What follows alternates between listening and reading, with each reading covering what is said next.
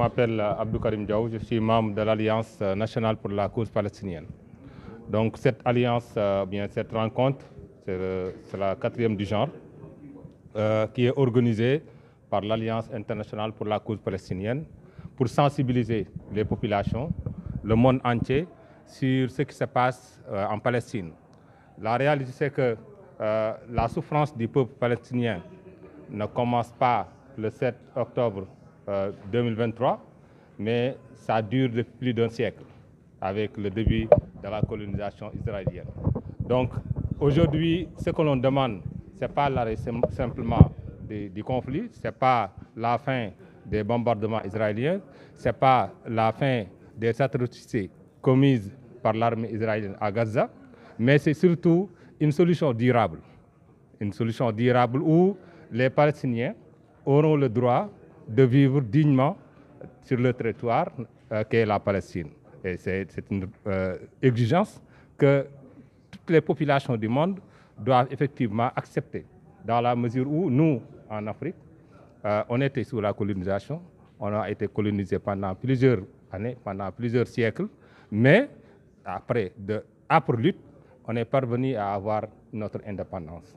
La Palestine aussi ne demande pas moins que ça. C'est pourquoi c'est tout à fait symbolique que cette rencontre, ce colloque, puisse être tenu ici au Sénégal, en Afrique de l'Ouest, pour dire que le combat est le même.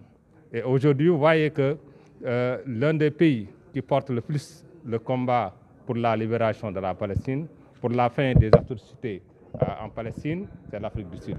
C'est lui qui a porté effectivement ce combat-là à la Cour internationale, donc pour effectivement que l'on puisse condamner, n'est-ce pas, que l'on puisse traîner le Premier ministre israélien devant cette Cour-là.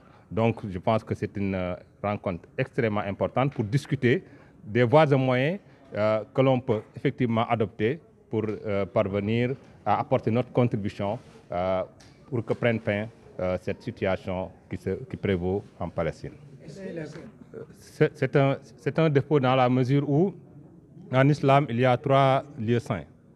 D'abord, il y a la Kaaba, donc Masjid al-Haram, il y a la mosquée du prophète, il y a aussi la mosquée Al-Aqsa, donc Jérusalem, où c'est là où le prophète sallallahu alayhi wa sallam a effectué son ascension vers le ciel.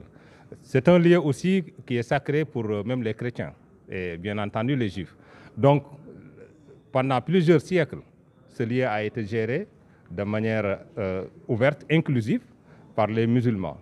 Mais depuis l'arrivée, n'est-ce pas, de la colonisation israélienne, il y a des traitements, il y a des oppressions, il y a une sorte de discrimination qui s'est faite par rapport aux musulmans pour effectuer correctement leur ibadat, donc c'est ce lieu saint-là.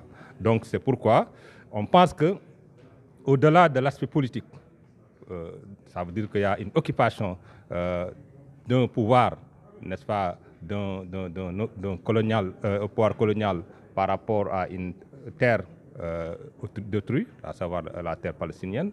Il y a aussi cette dimension religieuse. C'est pourquoi donc on dit que voilà, nous allons prendre cette dimension religieuse et l'adjoindre, n'est-ce pas, à cette dimension politique. Oui, bien entendu, le compromis doit être juste, à savoir que cette terre-là soit libérée. Je pense que le compromis commence par cette justice-là, où on ne peut pas justifier une colonisation. Et aujourd'hui, c'est ce qui se passe. On nous dit que voilà, Israël a le droit de se défendre. Mais Israël ne se défend plus.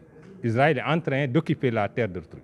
Donc je pense que tout compromis commence par rendre justice aux Palestiniens.